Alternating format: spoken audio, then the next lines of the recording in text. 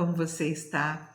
Mais um dia, nós juntinhos aqui buscando a palavra do Senhor para as nossas vidas. Amém. Nós estamos desde o dia 3 desse mês, refletindo um pouquinho, à luz das Escrituras, sobre quem é Jesus, a pessoa de Jesus, tudo aquilo que ele significa para as nossas vidas, aquilo que a palavra nos diz, aquilo que ele mesmo diz de si e aquilo que Deus pensa dele. E Deus, ele mostra o seu infinito amor pelas nossas vidas. Deus, ele nos diz nas Escrituras de maneira clara que nós precisamos conhecer a palavra dele, conhecer e prosseguir em conhecer. Jesus, ele nos diz: aprendei de mim. Deus, ele fala ali em Oséias 4:6, que o homem, o povo perece, o povo é destruído por falta de conhecimento da palavra, por falta de conhecimento da lei de Deus, dos ensinamentos de Deus. E se nós conhecemos a palavra de Deus, nós nos enchemos de fé, nós nos posicionamos de forma diferente. E essa palavra que nós estamos vendo nessa semana passada e durante toda essa semana, ela é tão importante para as nossas vidas. De repente, alguns falam: não, está falando sobre Jesus, não vai ter nenhuma palavra de bênção para a minha vida. Não tem nenhuma bênção maior do que aquela que Jesus significa para as nossas vidas, que é a nossa salvação, a nossa vida eterna. Essa é a maior bênção que nós podemos ter. Mas quando nós lemos as Escrituras, nós vemos que essas bênçãos, essa bênção da vida eterna, ela vem acompanhada de bênçãos para essa vida que nós estamos também. Deus nos ama e Deus nos dá todas as coisas juntamente com Jesus. Hoje eu quero ler um pouquinho mais a respeito de Jesus no livro de Hebreus, no capítulo 1. Eu peço que você tire um tempinho para refletir nessa palavra, essa palavra maravilhosa a respeito de Jesus, que nós venhamos conhecer, que nós venhamos nos encher. Jesus é a base da vida cristã, é a nossa salvação. Nós precisamos compreender aquilo que Jesus significa para as nossas vidas como filhos de Deus. Hebreus capítulo 1, a palavra nos diz assim: há muito tempo Deus falou muitas vezes e de várias maneiras aos nossos antepassados por meio dos profetas. Mas nesses últimos dias falou-nos por meio do Filho, a quem constituiu herdeiro de todas as coisas e por meio de quem fez o universo.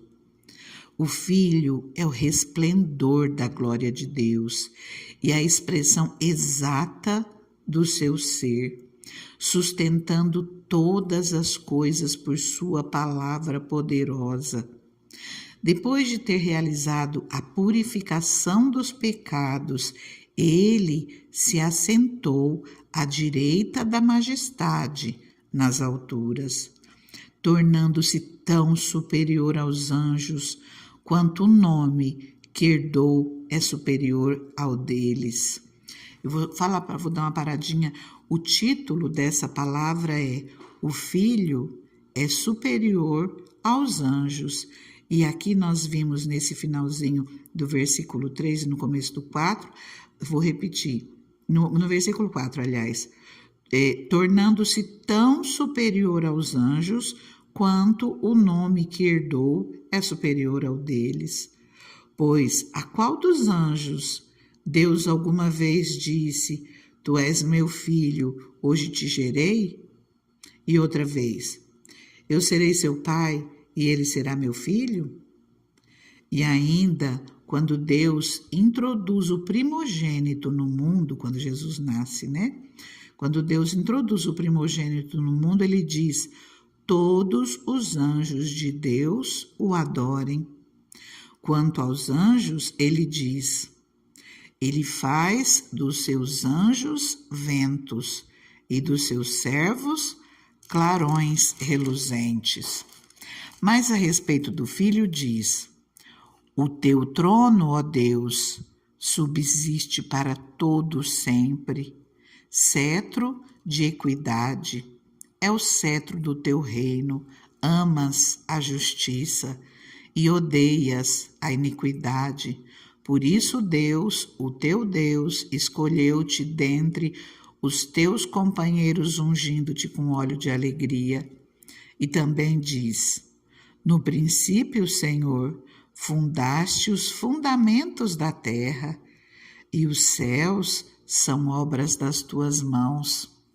Eles perecerão, mas tu permanecerás. Envelhecerão como vestimentas, tu os enrolarás como um manto, como roupas eles serão trocados. Mas tu permaneces o mesmo, e os teus dias jamais terão fim. A qual dos anjos Deus alguma vez disse: senta-te à minha direita, até que eu faça dos inimigos um estrado para os teus pés? Os anjos não são todos eles espíritos ministradores, enviados para servir aqueles que hão de herdar a salvação? Continuando no capítulo 2. Por isso é preciso que prestemos maior atenção ao que temos ouvido, para que jamais nos desviemos. Porque se a mensagem transmitida por anjos provou a sua firmeza, e toda transgressão e desobediência recebeu a devida punição, como escaparemos se negligenciarmos tão grande salvação?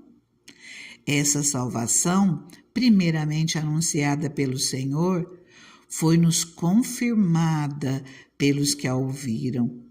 Deus também deu testemunho dela por meio de sinais, maravilhas, diversos milagres e dons do Espírito Santo, distribuídos de acordo com a sua vontade. Eu vou pular um pedacinho e vou ler o versículo 14. Portanto, visto que os filhos são pessoas de carne e sangue, ele também, Jesus, ele também participou dessa condição humana, para que por sua morte derrotasse aquele que tem o poder da morte, isto é, o diabo, e libertasse aqueles que durante toda a vida estiveram escravizados pelo medo da morte. Pois é claro que não é a anjos que ele ajuda, mas aos descendentes de Abraão. Por essa razão, era necessário que ele se tornasse semelhante a seus irmãos em todos os aspectos, para se tornar sumo sacerdote, misericordioso e fiel com relação a Deus, e fazer propiciação pelos pecados do povo, porque tendo em vista o que ele mesmo sofreu quando tentado, ele é capaz de socorrer aqueles que também estão sendo tentados. Através dessa palavra, nós vemos Deus mostrando a superioridade, nós vemos as Escrituras nos mostrando a superioridade de Jesus em relação aos anjos. Mostra falas de Deus falando com Jesus, que ele é o filho dele. Naquele dia ele foi: tu és meu filho, eu hoje te gerei. Eu serei seu pai e ele será meu filho. Todos os anjos de Deus o adorem. Nós vemos as palavras do Senhor a respeito de Jesus. Senta-te à minha direita, até que eu faça dos teus inimigos um estrado para os teus pés. Nós vemos como nós devemos adoração ao Senhor, porque se até os anjos que o Senhor criou para cuidar das nossas vidas, como diz aqui no versículo 14 do capítulo 1, os anjos não são todos eles espíritos ministradores enviados para servir aqueles que hão de herdar a salvação. Os anjos, eles estão aqui para nos proteger, para nos abençoar, para cuidar das nossas vidas, para nos servir de alguma maneira, servir aqueles que hão de herdar a salvação, a todos aqueles que buscam ao Senhor, que clamam a Ele de dia e de noite, como diz na palavra do Senhor. E ela também é clara, nós não podemos negligenciar a nossa salvação. Como nós escaparemos se nós negligenciarmos tão grande salvação? Nós precisamos estar atentos a tudo aquilo que Jesus deixou para as nossas vidas. E aproveitando, falando a respeito de anjos, nós precisamos tomar muito cuidado, porque alguns às vezes se inclinam a adorar os anjos. Não, nós temos que clamar ao Senhor, nós temos que pedir ao Senhor, e o Senhor, Ele dá ordem aos seus anjos a nosso respeito. E a nossa adoração é a Deus, a nossa adoração é a Jesus, o Espírito Santo que está conosco, o Espírito de Deus que está conosco em todo o tempo. Tem duas passagens de Apocalipse no finalzinho que deixam muito claras que a nossa adoração é a Deus. Aqui no capítulo 19 de Apocalipse, versículo 10, tem uma passagem que fala assim: então caí a seus pés para adorá-lo. João, após toda a revelação do Apocalipse, ele faz isso. Então caí aos seus pés para adorá-lo. Caiu aos pés do anjo. Mas ele me disse: não faça isso, sou seu servo. Sou servo como você e como os seus irmãos, que se mantêm fiéis ao testemunho de Jesus. Adore a Deus. Eu convido você, não fique nas minhas palavras. Pegue sua Bíblia, Apocalipse 19, se você já leu um pouco, desde o versículo 9, você entende melhor o 9, o 10, é pouquinha coisa e você já compreende. Aqui, no último capítulo da Palavra de Deus, no capítulo 22 de Apocalipse, novamente fala assim, no versículo 8, eu, João, sou aquele que ouviu e viu essas coisas.